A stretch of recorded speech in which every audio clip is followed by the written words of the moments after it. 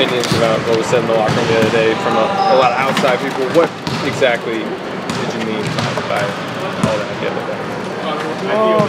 It probably was the wrong time to express myself, you know, but that's, you know, we all have our own opinions, we all have our own feelings, and I feel like you're entitled to them. It's just, you know, you try to pick and choose the time to do it, who you choose to share with, because some may not understand where you're coming from, which is to be expected. I feel like it's the wrong time because it puts my team in that situation and my coaching staff in that situation. I have a great relationship with Steve Kerr, and he knows that. He spoke to you guys about it. You know what I mean? But even his words still may not be. Someone still may not believe him. But he and I are in a great place. We don't even have to speak about it because we knew that no way, shape, or form without talking about him. Is that the part that you didn't like the most, was that people thought it was directed at Steve?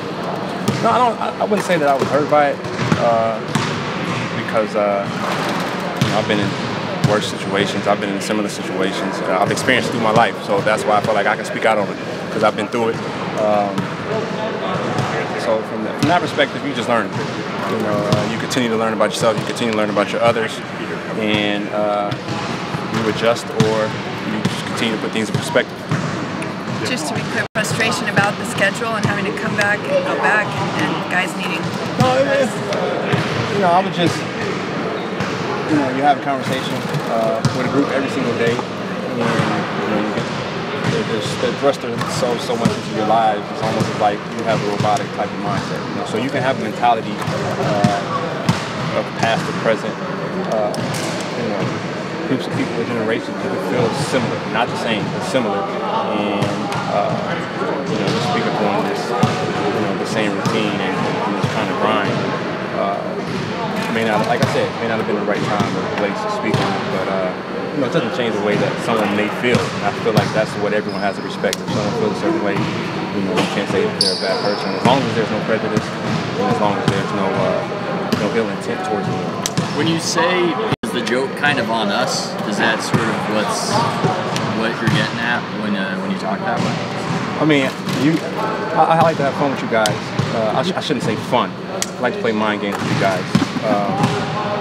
But it still doesn't take away from how someone may feel. You know, a lot of guys may feel a certain way that they don't know how to express it. But I may have chosen the wrong way to express it. But you know, that's my personal way of you know, getting back at you guys a little bit.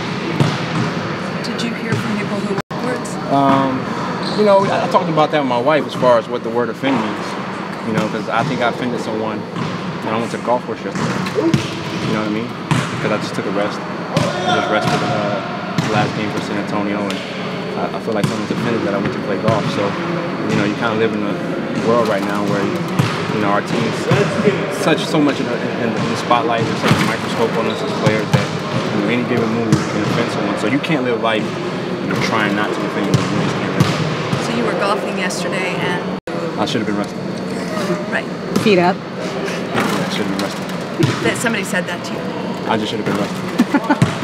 But is rest also mental too? I mean, feet up, is that he's getting away from the game equally important? Yeah, you know, the year we won the championship, I think golf was our ally. You know, when we spoke about it, so everyone was like, go to the golf course more.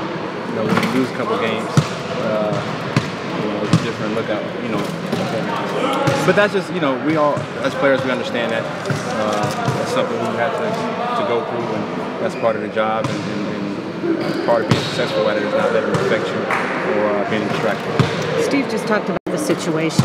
I mean, this is the first time you guys have lost 3 in a row in a long time. And he said, you know, everyone's game started to slip a little bit last year, but the wins masked it. Exactly. So do you think there is a beneficial side to this? Because outside of this room, everyone's panicking. Or on Twitter, they're panicking. Right, and it's the same thing. You know, it's almost like as if you're looking for something or anything to be the cause, and you get away from what it actually is just playing basketball, executing, doing the little things well. You know, looking for other guys to step up and collectively making up for KD being out. All those things affect the basketball game, and you know, we always look for a different factor to be the reason. Case in point, you know, a comment that I felt or made. You know, we lose another game, and that's the reason why. So. But I've always said that. I've said it the last 2 or 3 years that the talent that we have, losses benefit us more than anything because it takes us back to the fundamentals. It takes us back to the small things that help you win the basketball games and ultimately will help you win the championship. It just builds good discipline. How different is the bench this season? You kind of reformed it with. Sean's had his moments. Ian Clark has had his moments. James Michael McAdoo hadn't played a lot or at all early in the year, and then he's been, as of late, playing getting more minutes. He's been really effective.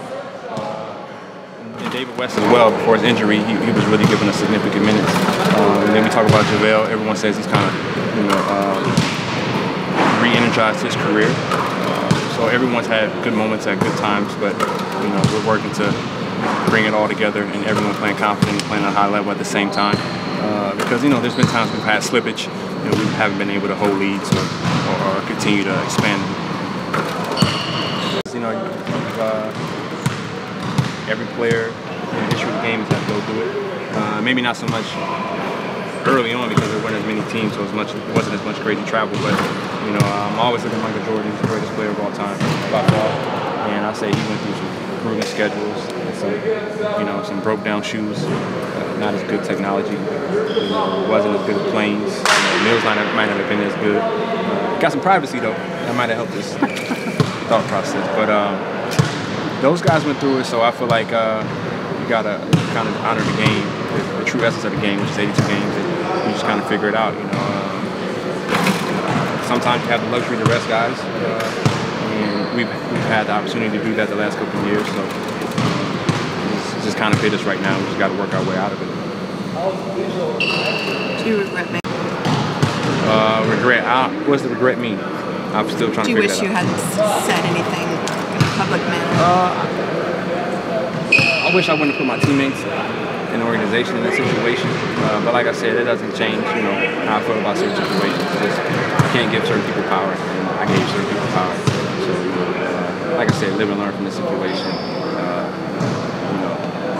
and move forward.